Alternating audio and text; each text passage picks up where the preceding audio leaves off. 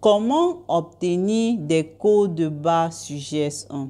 Si tu es un entrepreneur, si tu es un vendeur Amazon FBA ou disons si tu fais dans le private labeling, alors je te conseille de suivre cette vidéo jusqu'à la fin car je t'expliquerai comment générer des codes barres sur GS1 pour les mettre sur tes produits.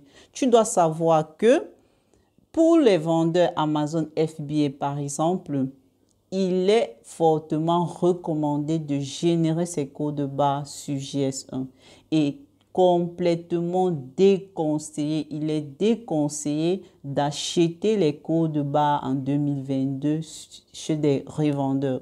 Pour ceux qui font Amazon FBA, ils doivent comprendre car plusieurs personnes, plusieurs vendeurs vont acheter des codes barres chez des revendeurs et ensuite ils se voient le listing désactivé ou à défaut, ils sont bloqués lors du processus de création de la fiche produit parce que le code à barre n'a pas été approuvé par Amazon. Alors aujourd'hui, je vais donc t'expliquer comment générer ces codes. Avant tout, tu devras aller t'enregistrer sur le site de GS1 en fonction du pays où tu te trouves, que ce soit en France, en Allemagne, aux États-Unis, au Canada, n'importe où. Tu vas donc sur le GS1 de ton pays, tu t'enregistres, tu complètes le processus d'inscription. Au terme de ce processus, bien évidemment, il te faudra payer des frais d'inscription et des frais d'abonnement annuels. Au terme donc de ce processus d'inscription, tu recevras donc dans ta boîte mail deux fichiers. Premièrement, un fichier avec la lettre d'adhésion et un second fichier Excel avec la liste des codes GTIN associés à ton entreprise. Donc, disons que la GS1 t'enverra donc une liste de codes qui te sont propres, qui sont associés à ton entreprise. Donc, ça veut dire, si un agent des douanes, par exemple, il veut se renseigner sur un code bien spécifique, si tu prends un de ces codes, tu mets sur tes produits et qu'un agent de la douane veut savoir, par exemple, ce produit qu'il a fabriqué, à qui est-ce qu'il appartient, lorsqu'il scannera ce code-là, il aura toutes les données que tu auras insérées en phase d'inscription sur GS1. Mais attention, la liste que tu reçois dans ta boîte email n'est pas encore active.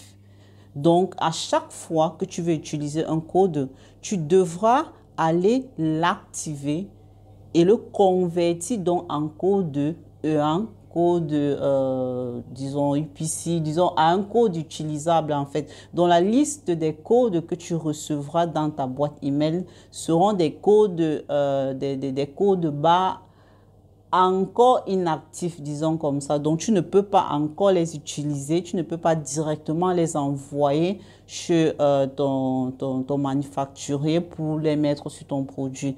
Avant cela, tu devras aller les activer pour générer le code, pour générer un code à barre actif. Et pour cela, donc, tu devras donc te rendre sur un site internet. Il y en a plusieurs et en fonction du pays où tu enregistreras tu feras donc l'enregistrement, l'inscription sur GS1, un site internet te sera suggéré où tu pourras aller faire le login ou bien t'inscrire. Parfois, ils envoient déjà avec les données de login où tu devras donc te rendre avec ton code à barre pour l'activer. Donc, ce qui se passe, c'est que le principe de base, c'est que le code GTIN qui t'a été envoyé est déjà associé à ta société. Maintenant, la prochaine étape consiste à associer ce code à un produit spécifique. Donc, ça veut dire, lorsqu'on va scanner ce code, on saura non seulement qu'il appartient à ta société, mais on saura également quelle est la classification du produit, à à quelle marque il est associé, bien évidemment, ça sera ta marque à toi, mais c'est possible d'avoir une société et plusieurs marques. Et les codes GTIN ne sont forcément pas pour une seule marque.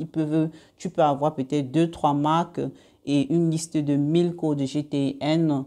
Donc, du coup, un produit peut appartenir à ta marque X, l'autre appartient à ta marque Y. Donc, c'est important d'aller donc dans l'un de ces sites-là, dans le site internet qui te sera suggéré en phase d'inscription. Ce sera donc important d'aller dans ce site, insérer, prendre un des codes présents dans ton fichier Excel. Tu pars donc dans ce site-là, tu insères les données du produit que tu es sur le point de lancer, donc c'est-à-dire le nom, la description, la classification, la marque, des dimensions également si tu veux, mais ce n'est pas obligatoire. Disons que dans la liste, tu retrouveras des données obligatoires et des données facultatives. Donc, tu insères donc ces données et ensuite, tu enregistres et tu génères le code à barre. Seulement en ce moment-là, tu pourras donc utiliser le code en question pour ton packaging, pour tes produits en fait. Donc, lorsque tu génères dans le code, entre guillemets, tu l'actives, un PDF te sera donc relâché. Soit tu pourras choisir le format PDF ou le format EPS.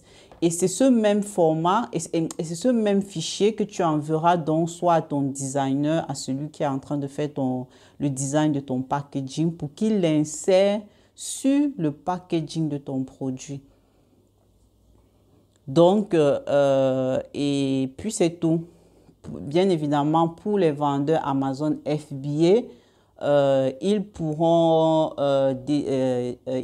ensuite mettre le code FNSQ au-dessus du code UPC sur le packaging. Mais là, c'est encore un autre discours. Pour ceux qui veulent approfondir l'argument, je vous conseille de regarder la vidéo, le lien en description où j'explique la différence entre le UPC code et le FNSQ et à quel moment utiliser et comment l'utiliser. Eh bien, c'était tout pour aujourd'hui. Si vous avez des commentaires, n'hésitez surtout pas à les laisser tout en bas ou si vous avez des questions, ils sont la bienvenue. Merci et à très bientôt.